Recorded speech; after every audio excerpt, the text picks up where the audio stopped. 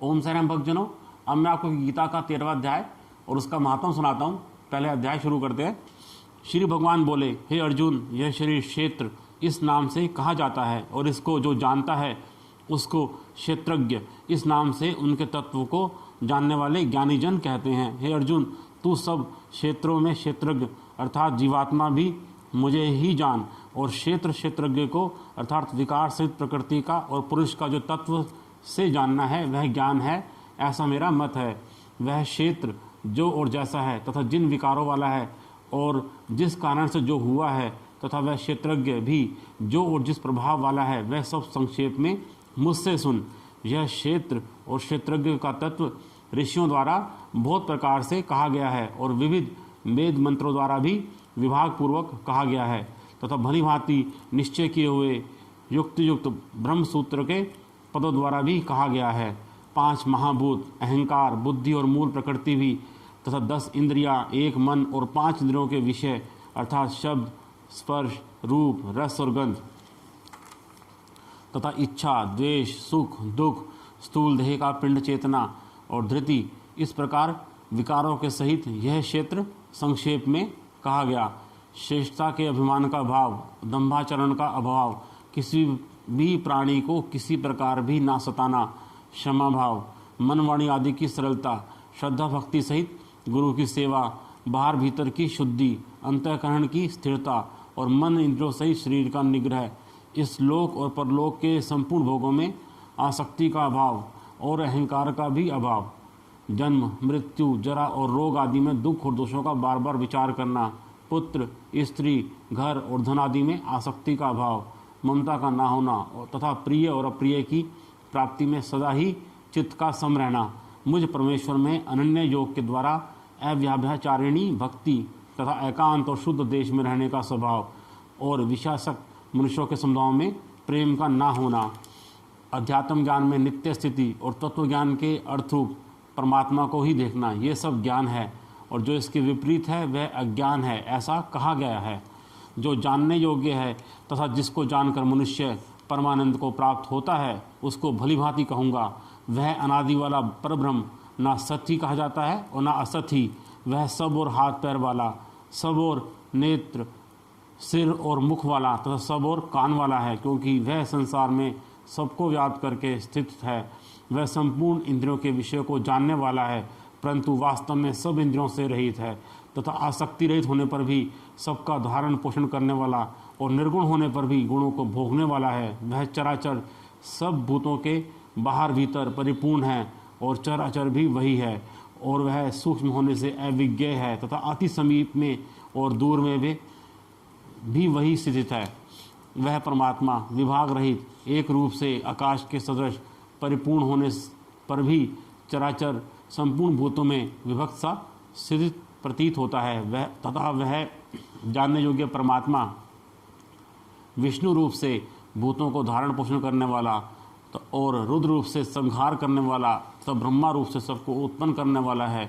वह परब्रह्म ज्योतियों का भी ज्योति एवं माया से अत्यंत परे कहा जाता है। वह परमात्मा बोध स्वरूप, जानने के योग्य एवं तत्व ज्ञान से प्राप्त करने योग्य है और सबके हृदय में विशेष रूप से स्थित है।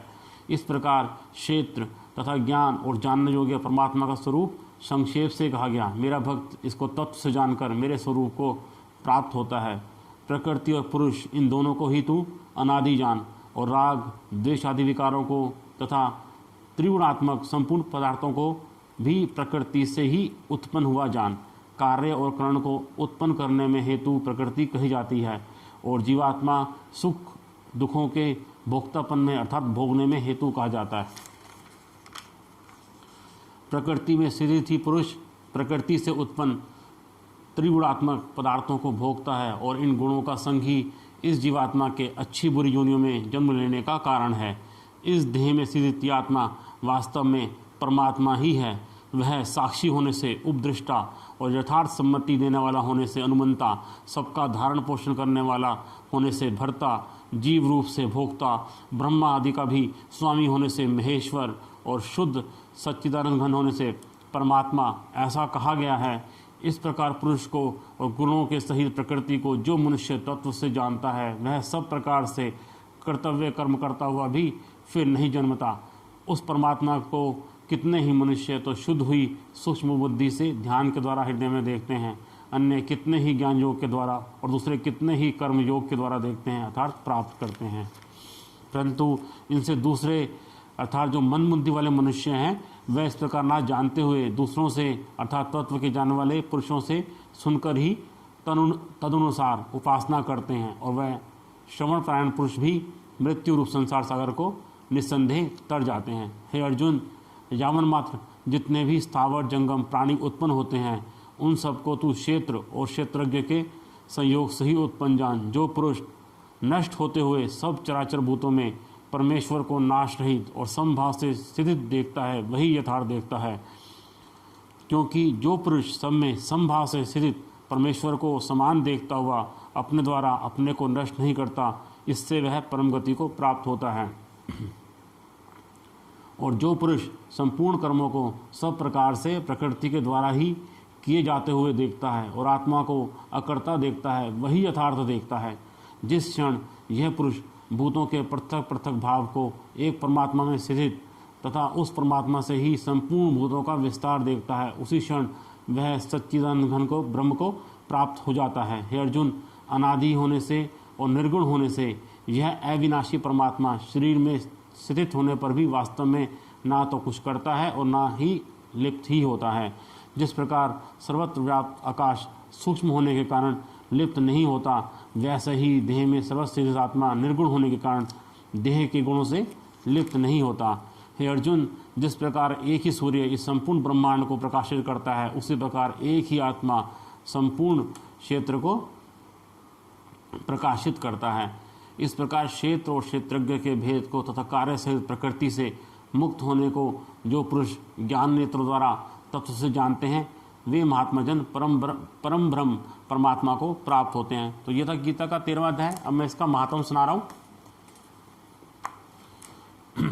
श्री महादेव जी कहते हैं, हे पार्वती, आप 13वें अध्याय की अगाध महिमा का वर्णन सुनो।